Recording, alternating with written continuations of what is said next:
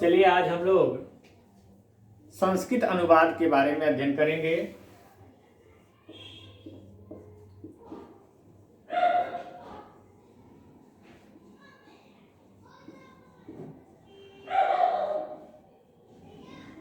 यानी संस्कृत भाषा में अनुवाद करना।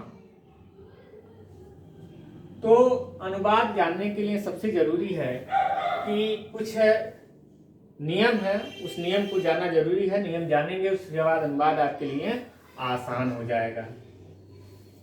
जैसे वचन,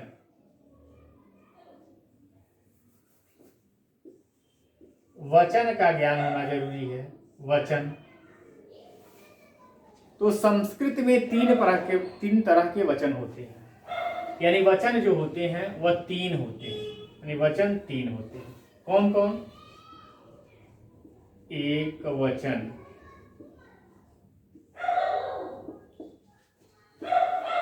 द्विवचन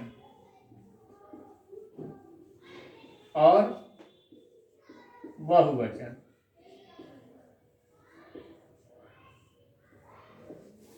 यानी एक वचन किसे कहेंगे?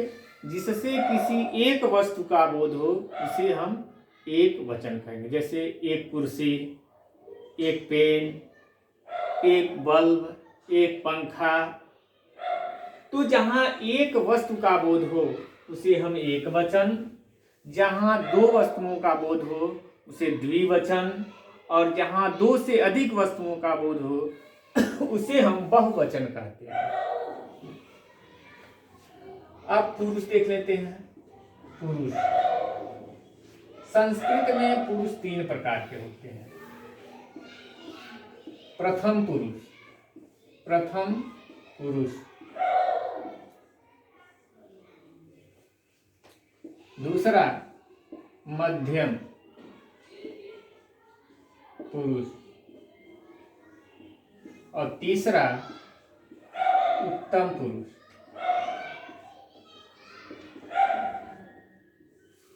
प्रथम पुरुष किसे कहेंगे?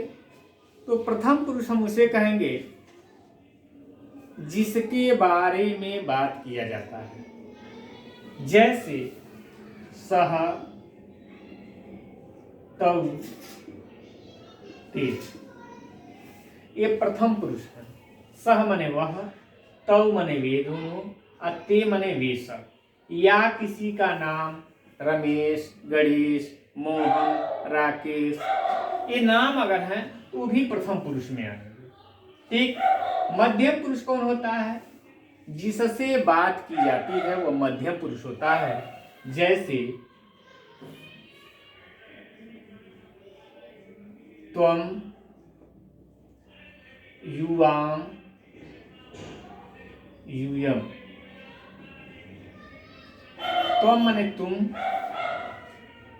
युवाम मने तुम दोनों, यूयम मने तुम सब। यानी जिससे हम बात कर रहे हैं, जैसे तुम दोनों, तुम सब, ये जो है मध्यम पुरुष के का। उत्तम पुरुष यानी जो वक्ता होता है, जो कहने वाला होता है, वह उत्तम पुरुष होता है। जैसे अहम, अहम मने मैं, अहम, आवाम, वयम।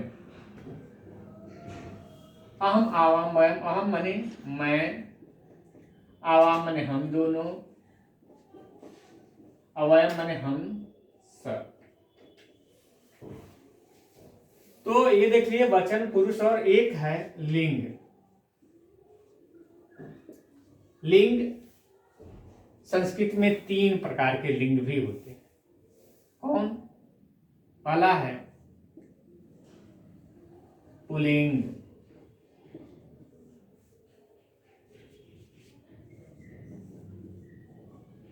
स्त्रीलिंग,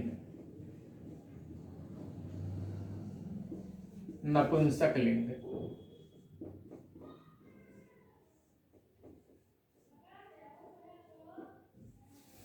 पुल्लिंग किसे कहेंगे? जिससे पुरुष जाति का बोध हो उसे हम पुल्लिंग कहेंगे। जैसे रामः, श्यामः, गणेशः। जिसे स्त्री जाति का बोध हो उसे स्त्रीलिंग, जैसे रमा, सविता, गीता, सीता। नपुंसक लिंग जिसे निर्जीव वस्तुओं का बोध हो, न तो जो है वह पुल्लिंग हो न स्त्रीलिंग हो, ऐसे को हम निर्जीव वस्तु, जैसे आपका ये पंखा हो गया, व्यजनम, फलम, ये जो है जलम, ये नपुंसक लिंग हो गया। अब एक चीज और देखते हैं, लकार, या आप ये कह सकते हैं कि काल। तो संस्कृत में जो काल होते हैं वह मुख्यतः 5 प्रकार के होते हैं, जैसे लट लकार। लट लकार, लट लकार को हम कहते हैं वर्तमान काल।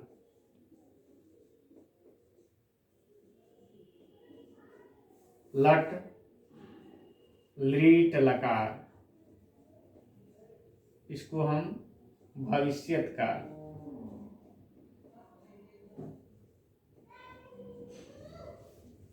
लोट लकार, इसको हम कहेंगे आज्ञार्थक।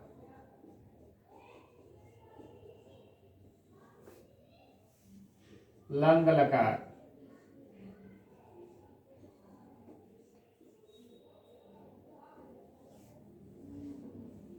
इसको भूतकाल। और विधिलिंग, विधिलिंग या लिंग लकार, इसको हम चाहिए अर्थ में प्रयुक्त करते हैं, चाहिए अर्थ में। अब आपको वचन का ज्ञान हो गया, वचन, एक वचन, द्विवचन, बहुवचन। पुरुष का ज्ञान हो गया, प्रथम पुरुष, मध्यम पुरुष, उत्तम पुरुष। लिंग का ज्ञान हो गया, पुल्लिंग, स्त्रीलिंग और नपुंसक लिंग। और काल का ज्ञान हो गया, ये जो 5 प्रकार के काल हैं, लट, लिट, लोट, लंग और विधिलिंग। लट लकार में वर्तमान काल, लिट लकार भविष्यत काल, लोट लकार आज्ञार्थक, आज्ञा के अर्थ में जैसे पढ़ो, लिखो, जाओ, सुनो। और लंग लकार भूतकाल की कोई घटना है उसको व्यक्त करने के लिए। और विधिलिंग चाहिए अर्थ में, जैसे तुझे पढ़ना चाहिए, तुमको सोना चाहिए, इस अर्थ में हम प्रयुक्त करते हैं।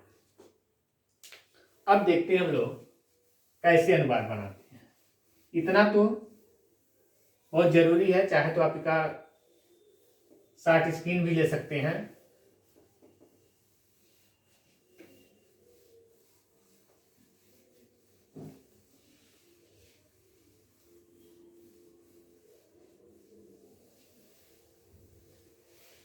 अब देखें धातु।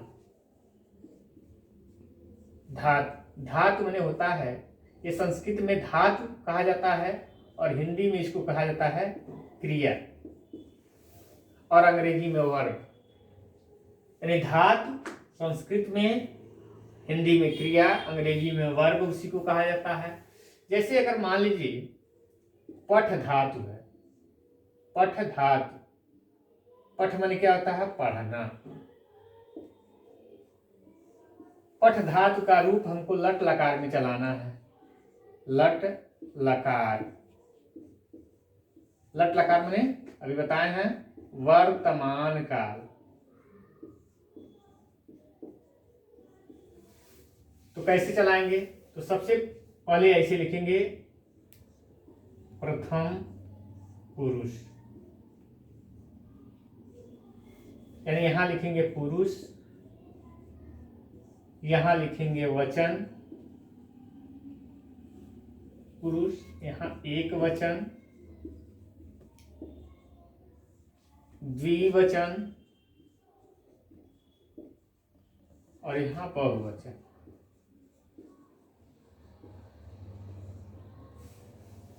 प्रथम पुरुष में जैसे पठ माने पढ़ना, इसका रूप चलाएंगे तो ये हो जाएगा पठति, पठति।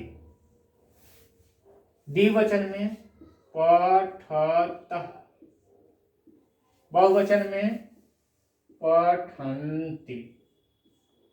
यानी ये हो गया पठति, पठतः, पठन्ति। प्रथम पुरुष हो गया, मध्यम पुरुष देखते हैं, मध्यम पुरुष जैसे पठसि,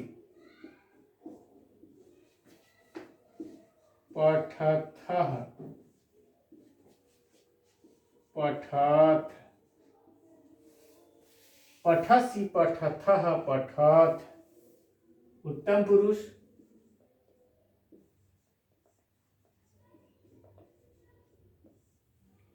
पठामि,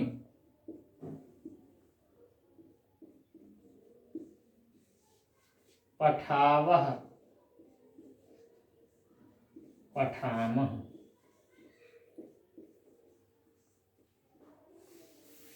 यही आपका लट लकार का रूप है, पठ धातु का रूप है, और आपको ऐसे याद करेंगे।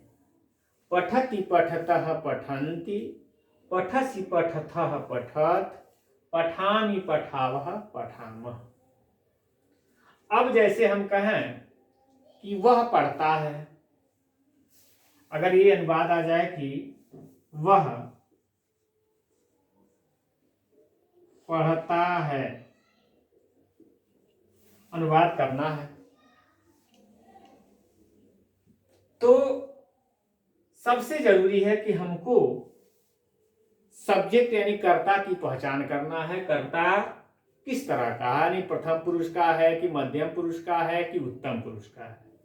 तो हम ये देखते हैं कि वह, हमने अभी परिभाषा बताया है कि प्रथम पुरुष हम उसे कहते हैं जिसके बारे में बात किया जाता है, जैसे सह, तौ, ते, ये प्रथम पुरुष के कर्ता हैं। तो सह माने वह, तौ माने वे दोनों, ते माने वे सब। तो सह जो है वह, यानी वह जो है प्रथम पुरुष और एक वचन है। तो प्रथम पुरुष और एक वचन में वह का संस्कृत क्या होता है? सह। अब प्रथम पुरुष एक वचन में ही पढ़ने की संस्कृत क्या होती है?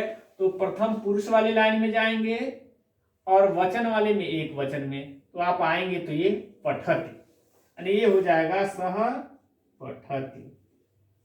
ये अनुवाद आपका हो गया, सह पठति, वह पढ़ता है। अगर यही आ जाए, थोड़ा सा और बढ़ जाए कि वह पुस्तक पढ़ता है, पुस्तक यानी वह पुस्तक पढ़ता है, तो इसी में बढ़ा देंगे सह पुस्तकम, पुस्तकम पठति।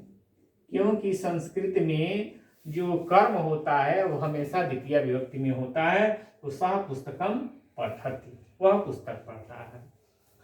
ये अब देखा, वे दोनों पढ़ते हैं, अगर आ जाए वे दोनों पढ़ते हैं, वे दोनों पढ़ते हैं, तो वे दोनों, वह प्रथम पुरुष द्विवचन का रूप है, प्रथम पुरुष द्विवचन का ये करता है। तो प्रथम पुरुष द्विवचन में वे दोनों का संस्कृत क्या होता है? तौ। अब वे दोनों यानी प्रथम पुरुष द्विवचन में पढ़ने का संस्कृत क्या होता है? तो ये प्रथम पुरुष वाली लाइन में आगे बढ़ेंगे और द्विवचन वाले में, तो ये देखेंगे ये पठतः, तो लिख देंगे तौ पठतः, वे दोनों पढ़ते हैं। अगर वे सब पढ़ते हैं आ जाए, वे सब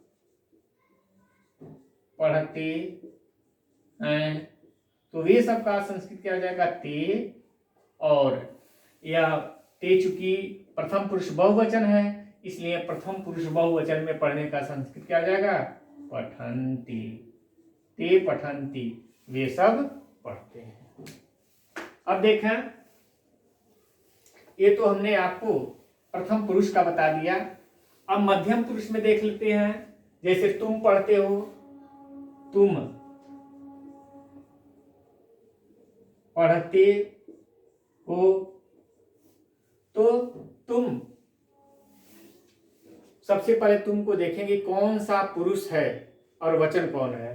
तो तुम जो है यानी जिससे हम बात कर रहे हैं मध्यम पुरुष होता है, जैसे तुम, तुम दोनों, तुम सब। तो यह तुम क्या है?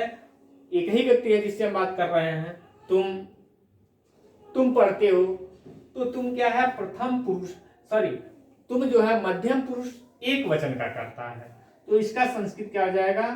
त्वम, अब मध्यम पुरुष एक वचन में पढ़ने का संस्कृत क्या होगा, तो मध्यम पुरुष वाली लाइन में जाएंगे और वचन वाले एक यानी पठसी, तुम पठसी, तुम पढ़ते हो। ठीक है, इसी तरह तुम दोनों पढ़ते हो, तो तुम दोनों के लिए तुम दोनों पढ़ते हो, क्या करेंगे, तुम युवाम, युवाम माने तुम दोनों, युवाम युवाम पठथ, और तुम सब पढ़ते हो तो यूयम पठथ, तुम सब पढ़ते हो। मैं पढ़ता हूं तो यहाँ क्या हो जाएगा, मैं के लिए अहम, यह उत्तम पुरुष का, जहां वक्ता स्वयं के बारे में कहता है वो उत्तम पुरुष होता है। जैसे मैं पढ़ता हूं तो मैं क्या है, उत्तम पुरुष एक वचन है, तो उत्तम पुरुष एक वचन है, मैं का संस्कृत क्या हो जाएगा, अहम, क्या हो जाएगा, पठानी, अहम पठानी, मैं पढ़ता हूं। आवाम पठावा, हम दोनों पढ़ते हैं। वयम पठामः, हम सब पढ़ते हैं। तो हमने आज देखिए लट लकार यानी वर्तमान काल में पट धातु का रूप और कैसे हम अनुवाद बनाना सीखेंगे, इसको हम बता दिए। अगले वीडियो में मैं यह भूतकाल के बारे में बताऊंगा कि भूतकाल में हम कैसे अनुवाद बताएंगे, यानी भूतकाल यानी लंग लकार के बारे में। तो ये वीडियो आपको कैसा लगा, प्लीज इसको लाइक और सब्सक्राइब करें। धन्यवाद।